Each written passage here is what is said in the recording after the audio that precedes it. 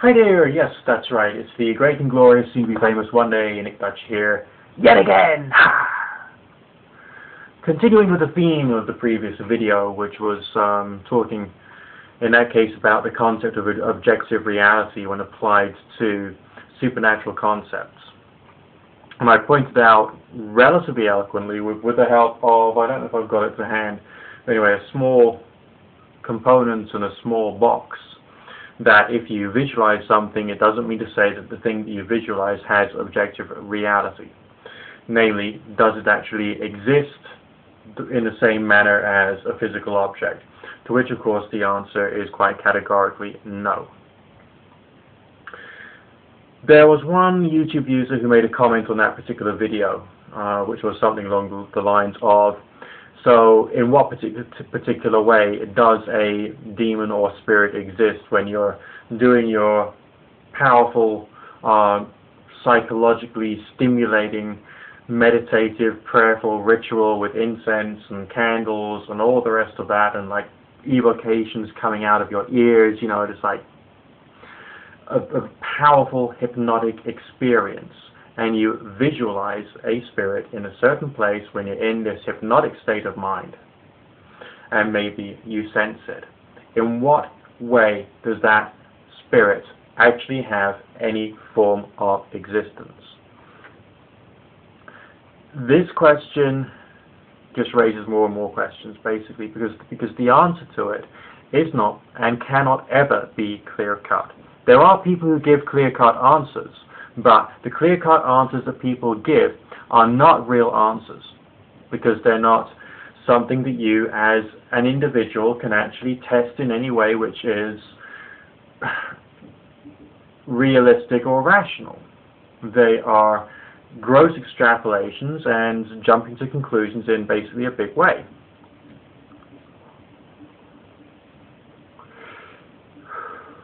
Now, the supernatural type experiences that I've had, which demonstrated by the nature of the experience the possibility of there being some variety of consciousness outside of my being, but actually had some more or less testable aspect to them, were those involving varieties of thought transference through the method of astral projection. Now, in this particular video, I'm just calling it the method of astral projection, because what I'm not saying is that my spirit actually left my body, because I've got no real evidence to support that. I can say that there were, of course, similarities between the exercises that I did and the experiences that I had, and the information written down in the book by Sylvan Muldoon and Harewood Carrington called The Projection of the Astral Body. But did my actual objectively existing spirit leave my body? No, I can't say that.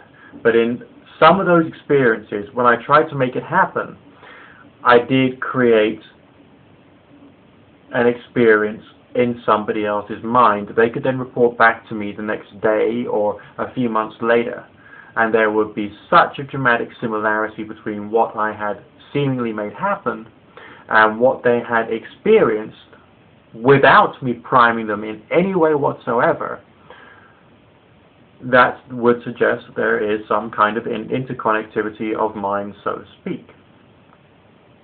However, we still can't say that as an absolute. Remember, from my point of view, the only real purpose in being an experimental occultist is to have some strange experiences and to try and experiment with the strange experiences, hopefully to the point of controllability. Alright? So bearing that in mind, what can we actually say about a spirit?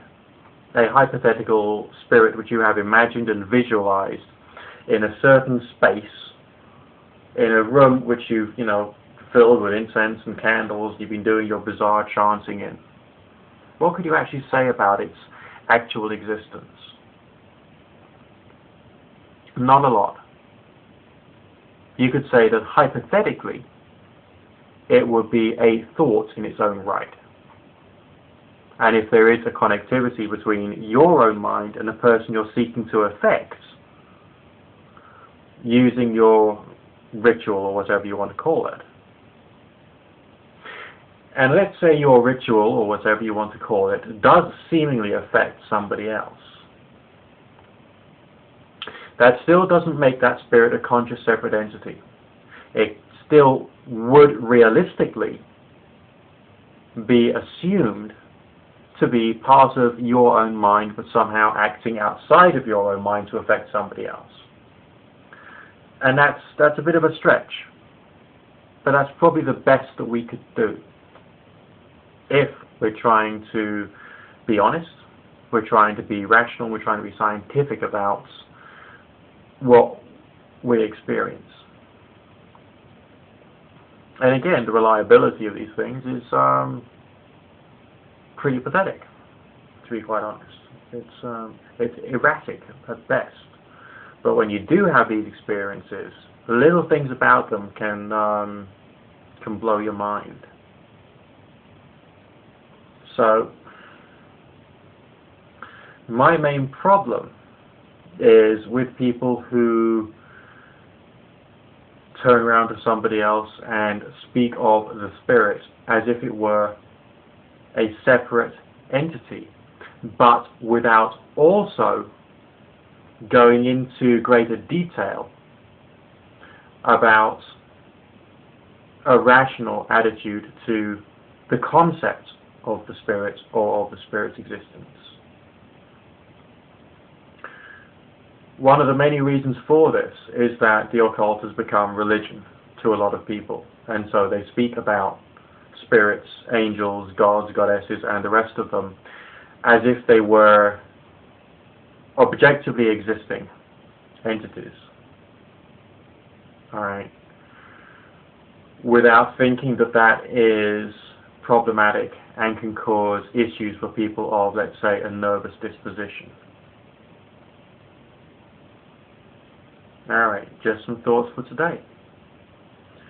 Good fortune, God and or goddess and or none of the above bless. Have a pretty goddamn cool motherfucking day. Nick Dutch signing out. Bye for now.